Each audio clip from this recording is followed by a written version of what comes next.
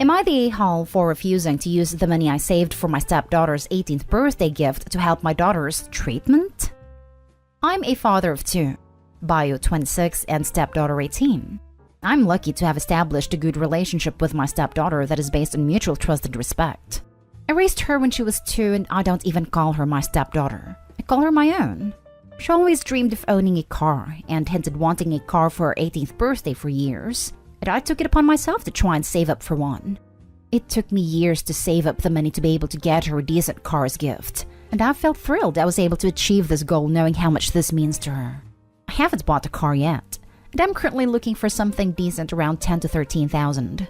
Now, my older daughter has been struggling with infertility, and she and her husband already tried clinical routes but weren't successful, and they've stopped trying for a year due to financial struggles.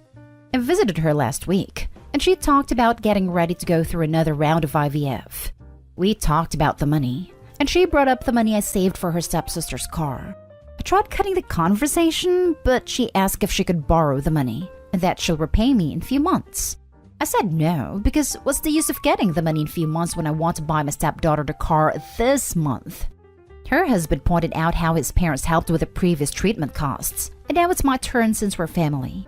He said my stepdaughter can get the car anytime later, but logically the money should go towards a better cause. I declined saying that's her last birthday with family before she moves away for college, and I didn't want to disappoint her. My daughter said she wasn't asking for a fancy new car, she just longs to become a mother. In all honesty, I stated that even if I gave her money, there's no guarantee the treatment will work this time. Her husband said I had my priorities messed up, asking who in their right mind sees their child struggle with such massive issue and refuse to help, and then prioritize a car over a potential grandbaby that every sane grandparent dreams of having. He asked why isn't anyone else besides his parents helping, and my daughter said they already ask others for money but are struggling with debt with her medication. I said even if the treatment pays off, then what? Did she really think having a baby while struggling with debts was a good idea? She got quiet, and her husband asked that I leave, and that he won't call me selfish since I already know. That's why I kept getting defensive. I left without further arguing. My sister had a fight with my wife, and argued with me saying I got carried away in spoiling my stepdaughter to please her mom, and neglected my blood daughter and made light of her struggles. She kept insisting I do the right thing, but I was mad that my daughter told her. Even more upset that my son-in-law wanted to talk to my stepdaughter about it and spoil the surprise. I'd like to add that I'm not in good terms with my daughter's in-laws because of how they are in general, especially her mother-in-law, but I tried to stay civil till she started insulting my wife. My wife no longer wants to be around this woman, and it's understandable, but we're getting a lot of heat from my son-in-law for how we're reacting. I'm seeing a number of people asking why my daughter and her husband need the money now since they're young and can save up on their own. I'm not sure about the answer, but it seems to me that my daughter is getting pressured by her husband and his family, and adoption is off the table due to their mentality. My son-in-law is 33 years old, and he also has a medical condition to manage. Now for the top comments. Not day hole. Whether you saved the money for a car, IVF, or women and blow, it's your money. They're not entitled to it. I also think their reasoning makes no sense. If they'll be able to pay the money back in a few months, why not wait a few months to do the treatment? They have no intention of paying anything back. I have a feeling that if they have a baby, they're constantly going to be asking for financial help. Not day home. What I was thinking. Honestly, I don't want to judge too harshly, but sounds like they're not prepared for a baby then. People think it's some natural right to have kids, but getting pregnant / a baby is like the first step in raising kids, and the least important thing to consider. It has become my observation that people that get so baby eager that they start steamrolling other folks around them and circling their whole life around it are usually not the best folks to become parents, even if they can financially cover it. Like, I get that it's a big deal to some folks, and heartbreaking if it doesn't work out, but this kind of uncontrolled and abusive desperation just reeks of the type of self-centeredness and arrested emotional development that makes for bad parents. Wow. It blows my mind that adults think that their parents owe them money. Like, honestly, these are two adults that they think they have a right to your money because they want a child. That is absolutely ridiculous. I would never expect my parents to give me any money for children, weddings, houses, etc. You're absolutely not the a-hole. And I applaud you in sticking to your guns for your other daughter. What a lovely gift to give her, and a lovely way to celebrate her birthday. Your daughter and sister-in-law both sound like complete a-holes. And you are right to bring up the fact that they should not be having a child if they are not financially able to support it. Not a-hole. Not a-hole. If she can pay you back in a few months, they can wait a few months to pay for it themselves. And if they can't afford a treatment, they can't afford a child. Also, I know some other commenters have said ask your stepdaughter, but please don't do that. If you do, you are putting the onus on your daughter to be the good or bad guy, and that's completely unfair. No amount of you supporting her choice will change it, and your older daughter and family will feel like they then have grounds to call your younger daughter selfish and all sorts of other horrible things. Stand your ground and use the money the way you want. Next story. Am I the a-hole for not inviting my girlfriend's daughter to my daughter's birthday party? I, 45 male, have a daughter, 15 female. She and I are very close. Her mother is not in the picture. I have been seeing Kelly for almost 2 years. She has a daughter, Anna, 16 female, with her ex, and they have joint custody of their daughter. Kelly does not live with me at the moment, but the idea has come up a few times. One of the big reasons why I am not into the idea is that Anna is horrible to my daughter. Kelly does see how Anna treats my daughter, but thinks it's just a phase. My daughter loves to play video games, sports, watch science fiction movies. Anna's the opposite. She is into makeup, wearing dresses and skirts, drama. They are two very opposite people. My daughter's birthday is coming up quick and she wants to have a huge party. I was on board with the idea, and we spent a day making invites. She passed around invites to school to all her friends, and right now the party's looking to be around 15 to 20 for friends. My daughter made it clear that she did not want to have Anna at the party. Kelly texted me asking if her daughter was going to receive an invite, and I told her that daughter did not want to invite her. Kelly called me sobbing asking why she wasn't invited, and I told her that the invites were up to my daughter. She then proceeded to accuse my daughter as the reason why kids in school did not like Anna, and that I was a huge a-hole for supporting her decision. I told her that the reason why kids in school did not like Anna was because of the way she treats them. She hung up on me, and we haven't spoken in a few days. Am I the a-hole for not inviting my girlfriend's daughter to my daughter's birthday party? Now for the top comments. Everyone sucks here. Her for insisting her brat to be invited. Yes, but why are you still with a woman who lets her daughter be nasty to yours? She sees it. She doesn't care. And you're okay with that? That's an a-hole move. I was looking for this. If your girlfriend doesn't care about your daughter's feelings when she's being mistreated by her daughter, why should you care about her daughter's feelings? The adults in the story are clearly not on the same page and should not move forward until they are. Your duty is to your daughter. Protect her. This will not get better with only time. It will get worse. Not stay home. Protect your daughter. And if your girlfriend, age 40 plus, sobs over a teenage party and her daughter is a bully, are you really sure you want to blend these families? They can't be blended. Not the way they are right now. If Opie chooses to live with his girlfriend and Anna, his own daughter will never forgive him for tying himself to her bully, nor will she forgive her stepmother for enabling Anna's behavior. If he chooses his girlfriend, he will lose his daughter. If he chooses his daughter, there's no way to move forward with this romantic relationship. If Opie's too deeply in love with his girlfriend to consider breaking up, then think the least damaging course of action is to continue seeing each other while maintaining separate households. But I'd be pretty surprised if she were satisfied with that. Next story. Am I the a-hole for asking the courts to spend 12 hours more a week than my ex as I'm dying? I, female 45, have terminal cancer and have approximately 5 to 6 months left to live. He left me a few years ago, only a few months after I was diagnosed with my terminal cancer. We have school-aged kids, and my ex, male 41, is appealing a court decision to allow me 12 hours more a week. That works out to 51% for me and 49% for him.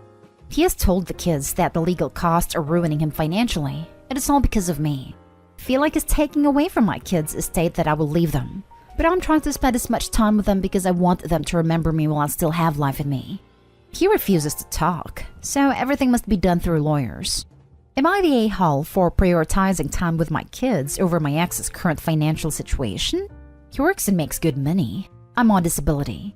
Thankfully, I have a life insurance which is going to the kids, with a trustee other than my ex, that will make sure the kids are well taken care of.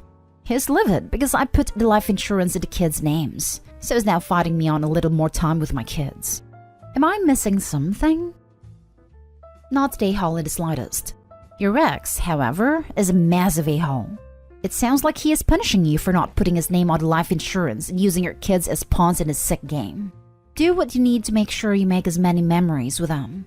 I'm so sorry this is happening to you. I agree. He bailed on her after the diagnosis, which was a huge a-hole move, but now is pissed off that she puts the kids as beneficiaries on the insurance. I'm thinking he's trying to alienate them from her, so they'll give him access to the money. He's the biggest kind of a-hole. Not the a-hole. The only reason the court is costing him more money is because he willingly continues to fight an unnecessary and idiotic battle. He's being petty as hell. You'd think he'd understand the kids should get to spend as much time as possible with their mom before she's gone. But no, he'd rather continue being a prick. Those children will grow up to know the truth, and will hate their dad forever for depriving them time with their dying mother. I hope that isn't the case though, as they will need him as they grow up. But I'm terrified of his narrative, though I can't control that, so I try not to think of it. Next story is titled, Am I the a-hole for fighting against supporting my soon-to-be ex-wife? My soon-to-be ex-wife and I are going through a divorce. We were married for 11 years, have 3 kids together. I have custody of our kids, she has visitation. Things were crazy. She moved several of her family members into our/my home, got pissed when I had to leave the house for work all the time instead of working from home, but gave up my office for one family member so I couldn't work anymore. She didn't want me to work less either. She hated the idea of less money and her not being a stay-at-home mom anymore. We reached a breaking point when she told me I was an a-hole for not wanting to help her a struggling family who didn't bring any money into the house, and showed no sign of leaving after 8 months. I also got crap for spending time with just my kids, instead of making the time with my kids time with them plus my wife's nieces and nephews who lived with us. My wife had savings from before our marriage and it was hers, and I owned a home before we married, so it was mine. She had wanted to stay living here and stay as a stay-at-home mom with me supporting them. I said hell no. Her and her family are now gone and my kids and I are the ones left here.